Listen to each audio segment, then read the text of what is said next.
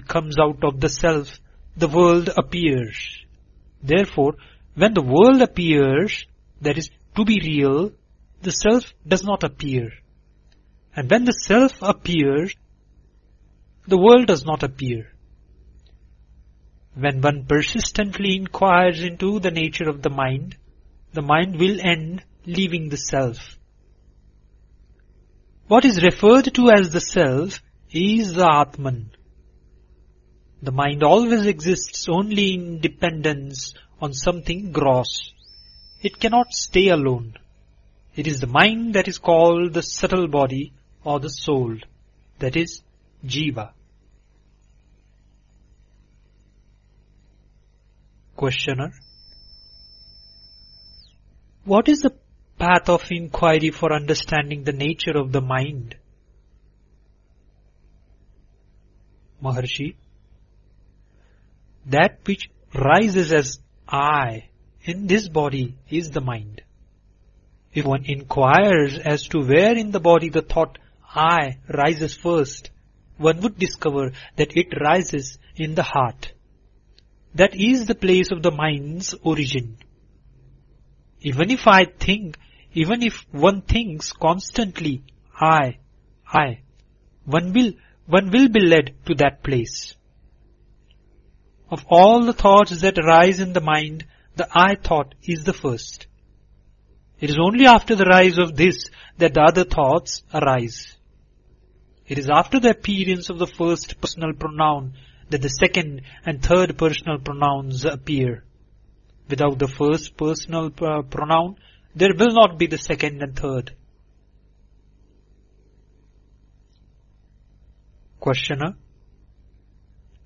how will the mind become quiescent?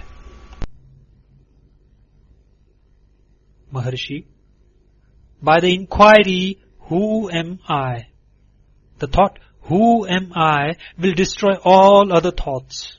And like the stick used for stirring the burning fire, it will itself in the end get destroyed. Then there will arise self-realization. Questioner: what is the means for constantly holding on to the thought, who am I? Maharshi: when other thoughts arise, one should not pursue them, but should inquire, to whom do they arise? It does not matter how many thoughts arise. As each thought arises, one should inquire with diligence, to whom has this thought arisen? The answer that would emerge would be, to me. Thereupon, if one inquires, who am I? The mind will go back to its source, and the thought that arose will become quiescent. With repeated practice in this manner, the mind will develop the skill to stay in its own source.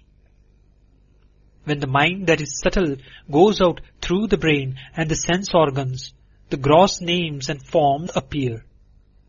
When it stays in the heart, the names and forms disappear. Not letting the mind go out, but retaining it in the heart is what is called inwardness. That is antarmukha.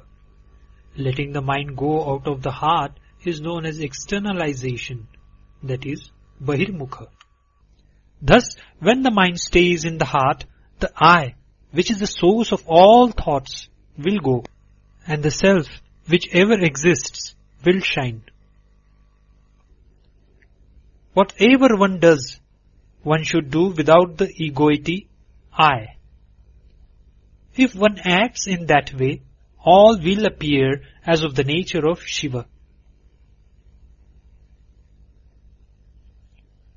Questioner: are there no other means for making the mind quiescent? Maharshi: other than inquiry, there are no adequate means. If through other means it is sought to control the mind will appear to be controlled, but will again go forth. Through the control of breath also, the mind will become quiescent, but it will be quiescent only as long as the breath remains controlled. And when the breath resumes, the mind also will again start moving and will wander as impelled by residual impressions. The source is the same for both mind and breath. Thought, indeed, is the nature of the mind. The thought, I, is the first thought of the mind, and that is egoity. It is from that whence egoity originates, that breath also originates. Therefore, when the mind becomes quiescent, the breath is controlled, and when the breath is controlled, the mind becomes quiescent. But in deep sleep, although the mind becomes quiescent, the breath does not stop. This is because of the will of God, so that the body may be preserved and other people may not be under the impression that it is dead. In the state of waking and in samadhi, when the mind becomes quiescent, the breath is controlled. Breath is the gross form of mind. Till the time of death, the mind keeps breath in the body, and when the body dies, the mind takes the breath along with it. Therefore, the exercise of breath control is only an aid for rendering the mind quiescent, that is, manonigraha. It will not destroy the mind, that is, manonasha. Like the practice of breath control, meditation on the forms of God, repetition of mantras, restriction on food, etc., are but aids for rendering the mind quiescent. Through meditation on the forms of God and through repetition of mantras, the mind becomes one-pointed. The mind will always be wandering. Just as when a chain is given to an elephant to hold in its trunk, it will go along grasping the chain and nothing else.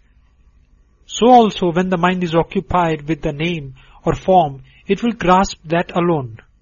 When the mind expands in the form of countless thoughts, each thought becomes weak.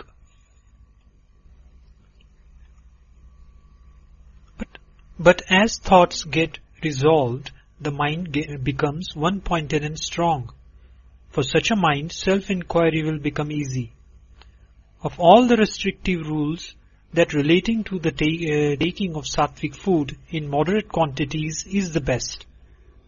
By observing this rule, the sattvic quality of mind will increase, and that will be helpful to self-enquiry. Questioner: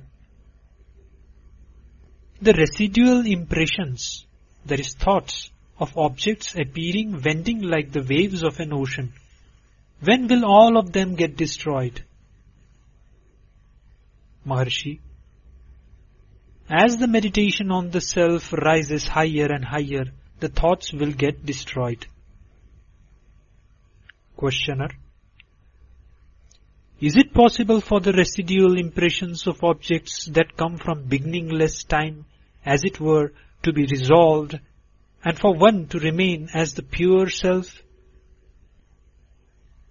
Maharshi: without yielding to the doubt, is it possible or not, one should persistently hold on to the meditation on the self. Even if one be a great sinner, one should not worry and weep, "Oh, I am a sinner, how can I be saved?"